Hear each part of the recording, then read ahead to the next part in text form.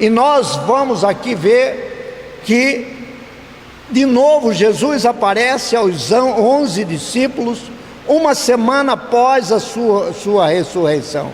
E estando agora Tomé presente. Meus queridos, uma semana mais tarde, os seus discípulos estavam outra vez ali, Tomé com eles. Apesar de estarem trancadas as portas, entrou de novo Jesus, pôs-se no meio deles e disse a Tomé: coloque o seu dedo aqui, veja as minhas mãos, estenda a mão e coloca no meu lado. Pare de duvidar e creia. Disse-lhe Tomé: Senhor, meu Deus e meu Deus. Olha que palavra maravilhosa. Então Jesus disse: porque me viu, você creu. Felizes os que não viram e creram. Irmãos, outra vez o Senhor pôs-se entre eles de maneira milagrosa. Ó irmão obreiro, pastor, evangelista, trate de forma amável e paciente neste momento de aflição o seu membro da sua igreja. Muitas vezes ele está incrédulo como Tomé. Convide-o a provar a realidade do seu novo nascimento, da sua ressurreição, meu querido. E quero dizer mais, eu quero dizer agora: receba-o agora, receba Jesus no seu lar, creia que é Deus que está falando contigo, porque Ele não pode mentir ou ser enganado. E crê, ó irmão, que você terá vida eterna em seu nome. Quando você fala em Jesus, quando você aceitar Jesus, você vai ver que você não terá mais medo desse vírus e de outros vírus que ainda virão. Mas eu quero chamar a atenção que Tomé teve dúvidas. Nós queremos dizer a você, uma vida duvidosa. A dúvida nos encoraja a pensar novamente sobre determinado assunto. Seu propósito maior é exercitar a mente e não mudar toda uma concepção de vida que você teve dentro da igreja. A dúvida pode ser usada para propor uma pergunta e alcançar uma resposta e ajudar em uma decisão, mas não pode ser uma condição permanente. A dúvida pode auxiliar no crescimento ou pode fazer você regredir, como a caminhada de uma pessoa quando levantamos cada um de nossos pés para caminhar. Temos duas opções: avançar ou retroceder, agora nesse momento. Quando o irmão tiver dúvidas sobre tudo o que está acontecendo no momento, lembre-se do exemplo de Tomé. Sinta-se encorajado a prosseguir ao lado de Jesus na sua igreja. Ele não ficou com sua dúvida, mas permitiu que Jesus o conduzisse à fé. Que o irmão seja encorajado pelo fato de que inúmeros outros seguidores de Cristo lutaram com suas dúvidas. A resposta de Deus para eles também pode ajudar você. Não permita que suas dúvidas se tornem permanentes, solidificadas em sua vida. Avance, decida-se pela fé e não pelo coronavírus. Meus queridos, encontre outro irmão crente com quem possa partilhar as suas dívidas e com o seu pastor. Meus queridos, é muito importante nesta hora de grande tristeza, de grande agonia. Eu quero dizer ainda de Pedro. Pedro conduziu a uma experiência que removeria as manchas do pecado. Olha que experiência Pedro teve com Deus na ressurreição, que o discípulo cometeu ao negar ao mestre. Quantas vezes? 3 vezes Pedro negou a Jesus. 3 vezes Jesus perguntou a Pedro aqui na ressurreição, quando ele já estava ressurreto: se ele o amava. Quando o discípulo respondeu que sim, Jesus lhe disse que apacenta-se as minhas ovelhas. Uma coisa é dizer que ama Jesus, mas o verdadeiro teste é a sua disposição para servi-lo dentro da igreja. Pedro havia se arrependido e então Jesus lhe pediu que se comprometesse. A vida de Pedro mudou quando ele finalmente percebeu quem era Jesus. E nós vamos ver que a partir do momento que Jesus vai para o céu, Pedro se torna outra pessoa. Pedro se torna confiante. Aquele pescador mudou para ser um grande evangelista, e você pode ser este evangelista. Sua identidade mudou de impetuoso para seguro, e neste momento que as dúvidas sobrepõem a sua cabeça, onde a mídia coloca Jesus em terceiro plano, seu relacionamento com Jesus mudou. Pedro se tornou um homem perdoado, e Deus está perdoando você que está do outro lado, e finalmente entendeu a importância das palavras de Jesus. Como você responderia se Jesus lhe perguntasse: você que está me ouvindo, ama realmente a Jesus? Você é amigo de Jesus? Deus usaria Pedro para edificar a sua igreja, e Deus também quer te usar. Meus queridos e amados alunos, nós vimos a grande comissão, que depois de tudo isso, Jesus encontra 11 discípulos na montanha. Os 11 discípulos foram para a Galileia, para o monte que Jesus indicara. Quando ouviram, o adoraram, mas alguns duvidaram. Foi-me dada toda a autoridade do céu e da terra, portanto vão e façam discípulos de todas as nações, batizando em nome do Pai, em nome do Filho, em nome do Espírito Santo, ensinando-os a obedecer a tudo que eu lhes ordenei, e eu estarei sempre com vocês até o final dos tempos. Meus amados, eu quero dizer que Jesus continuou durante 40 dias aparecendo. Jesus aparece para uma multidão de 500 pessoas. Depois Paulo escreve a importância de Jesus, que também aparece a Tiago em 1 Coríntios 15, 7. E nós aqui estamos dizendo a você nesse instante que houve tantas aparições como aqueles a 7 discípulos à beira do mar na Galileia. Eu quero chamar a atenção sua nesse instante. A ordem de Jesus manda que lancem sua rede para o lado direito. Eles não tinham pescado nada, as suas redes estavam paradas, a sua rede estava na beirinha. Eles tinham pescado, era um pescador profissional.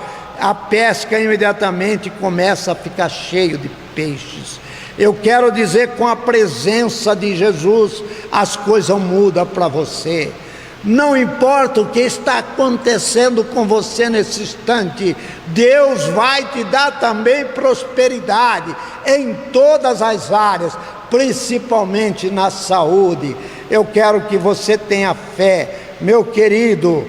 Eu quero que você compreenda que na hora que os irmãos tiverem essa fé, e na hora que tiver essas fé do café da manhã, como já vimos aqui com Pedro tomando esse café da manhã com Jesus, em breve Pedro iria pregar para milhares, destemido, tanto diante de amigos como em frente aos inimigos. Estava ali Pedro, o simples pescador. Esta noite, porém, aquele que andou sobre as águas correu para se esconder. Aquele que um dia falara com poder está chorando de dor, sem fugar, nem lamuriar, rosto barbudo, enterrado, mãos grossas. Seu vivo ecoa pela noite de Jerusalém. O que ofere mais? O fato de ter feito muitas dúvidas, o fato de ter jurado que nunca faria e fez. E você também, muitas vezes, vai jurar e você vai fazer. Vai negar o Cristo na noite em que foi traído, ele negou. Mas será que ele precisava se vangloriar de que não faria isso? Mas eu quero dizer para você que muitas vezes tem negado a Cristo, que Cristo mesmo assim te aceita, que Cristo nesse momento está te perdoando. Eu quero dizer que Pedro ainda não havia deixado as redes e seguido o Mestre. Não o vimos pescar de novo. Por que está pescando agora? Que Jesus havia ressuscitado dos mortos. Pedro vira a tumba vazia. Quem poderia pescar numa hora dessas? Pedro não poderia negar. A tumba vazia não eliminou o canto do galo. Queridos, que a sua dor seja superada neste momento, e que você tenha este café da manhã que Pedro teve, esse café da manhã de amor, como Jesus ensinou para ele: apacenta-me as minhas ovelhas, apacenta minhas ovelhas. E aqueles que viram Jesus ascender ao céu, eles, repito agora mais uma vez, ele recapitula seu ministério passado. Jesus fala da sua crucificação, da sua ressurreição, e neste momento há uma ascensão, o lugar, Lucas, perto de Betânia. Após abençoar, o apóstolo Jesus ascende ao céu. Jesus é levado diante dos olhos deles. Dois homens com vestes brancas aparecem repetidamente ao lado dele. Os dois varões dizem aos homens maravilhados que Jesus voltará um dia da mesma forma como partiu, em volta a umas nuvens. Eu quero aqui dizer para você, o arrebatamento da igreja está muito próximo, e nós que estamos dentro da igreja, estamos próximos de ser arrebatados. Os sinais estão aí por toda parte. Nós vimos sinais de guerras, Primeira Grande Guerra, a Segunda Grande Guerra. Nós vimos sinais aí de fome, muita fome da humanidade. Mesmo com muito dinheiro, há muitas pessoas passando fome. E por último, vimos essas pragas, as pragas que vêm acontecendo de tempo em tempo.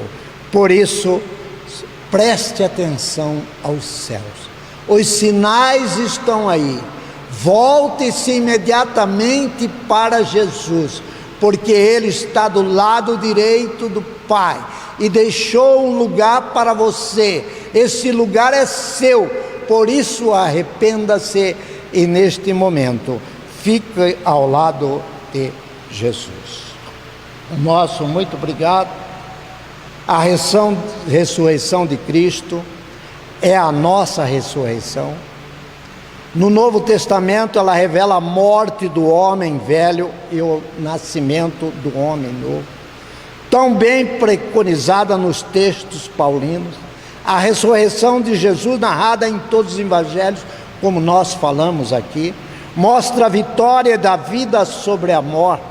Afinal, Jesus não ficou preso na cruz, e muito menos enterrado no túmulo como Maomé, como todos os grandes homens que falam que são grandes, mas estão todos dentro do túmulo.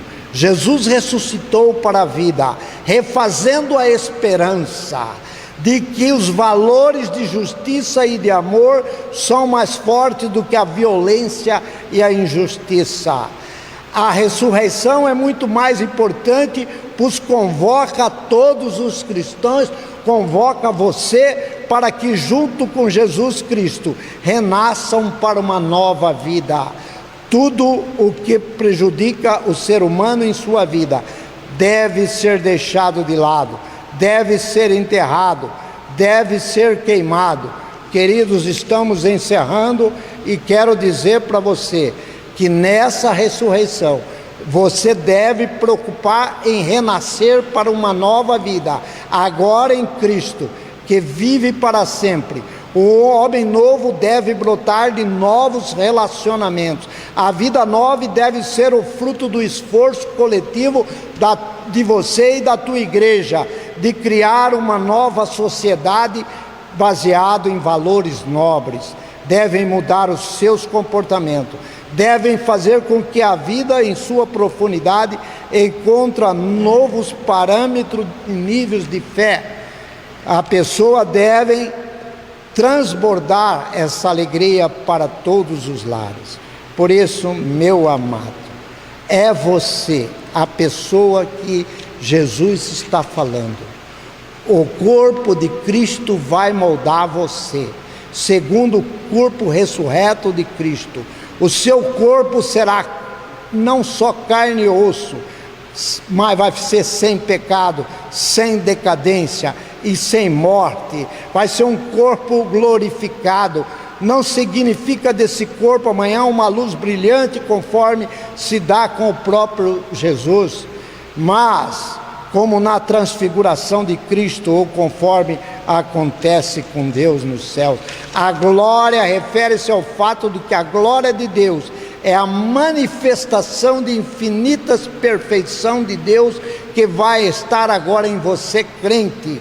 Venha possuir um corpo que brilhe com o fulgor, e conforme sucedeu ao corpo transfigurado de Jesus. O corpo do crente, não obstante, refletirá todas as perfeições de Jesus. O corpo ressurreto será santo, conforme Deus é santo, imortal como Deus é imortal, e permanente como Deus é permanente. O nosso muito obrigado, e agradecemos a vocês por estarmos mais uma vez falando sobre a ressurreição de Cristo.